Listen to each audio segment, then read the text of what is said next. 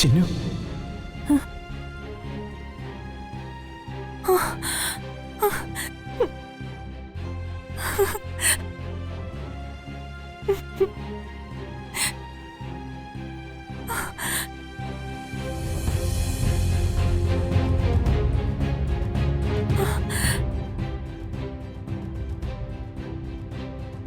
നിന്നെ നിന്നെ ഈ അവസ്ഥയെ പോലും കാണാൻ പറ്റുന്നില്ല ചിന്നു.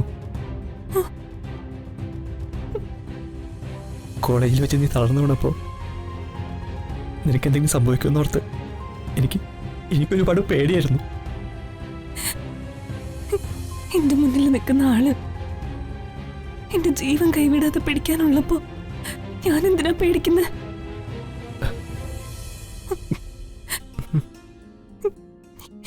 എനിക്ക് ജന്മജന്മാന്തര ബന്ധമുള്ള ഒരാളാണ് മുന്നിൽ നിൽക്കുന്നതെന്ന് എന്റെ മനസ്സ് പറയുന്നു. ഞാനിവിടെ വന്നതും ഇങ്ങനൊരാളെ പരിചയപ്പെട്ടതും ദൈവനിശ്ചയമായിരുന്നു എന്ന് തോന്നുന്നു.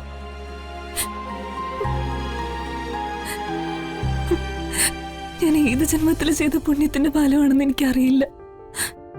അല്ലെങ്കിൽ ഇങ്ങനൊരാളെ എനിക്ക് കണ്ടുമുട്ടാൻ കഴിയില്ലായിരുന്നു.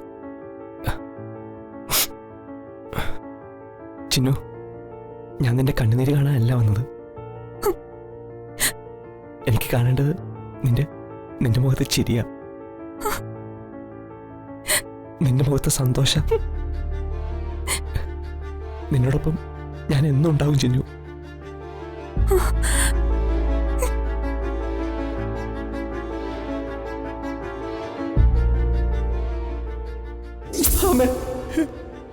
ഞാൻ ചിന്നെ കാണുകയോ സംസാരിക്കുകയോ ചെയ്യില്ല. അമ്മയുടെ ആഗ്രഹപ്രകാരം ദക്ഷ ഞാൻ ഭാര്യയെ സ്വീകരിച്ചോളാം. നിന്നെ പോലൊരു പെണ്ണിന്റെ സ്നേഹം കിട്ടണമെങ്കിൽ ഞാൻ ഒരുപാട് ഭാഗ്യം ചെയ്യണം ചിന്നു. പക്ഷെ അതിനുള്ള ഭാഗ്യം എനിക്കില്ല.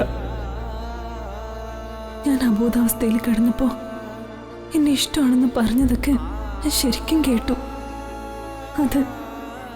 അതെന്നോട് ഒന്നുകൂടി നേരിട്ട് പറഞ്ഞൂടെ? നേരിട്ട് കേൾക്കാൻ എനിക്ക് കൊതിയായി. ഞാൻ ചിന്നിനോട് ഇഷ്ടം പറഞ്ഞതൊന്നും അവൾ അറിഞ്ഞിട്ടില്ല. അതിനെക്കുറിച്ചൊന്നും അവൾ സംസാരിക്കാതിരിക്കുന്നത് ഒരർത്ഥത്തിൽ അത് നന്നായി തോന്നുന്നു. ഒരാൾ ആദ്യമായി പറഞ്ഞ പ്രണയം ജീവിതത്തിൽ ഒരിക്കലും ഒരു പെണ്ണിനും മറക്കാൻ കഴിയില്ല.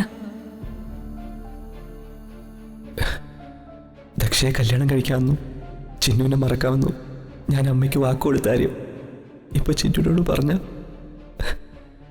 ഈ അവസ്ഥയിൽ ചിന്നുവിനത് താങ്ങാൻ പറ്റത്തില്ല.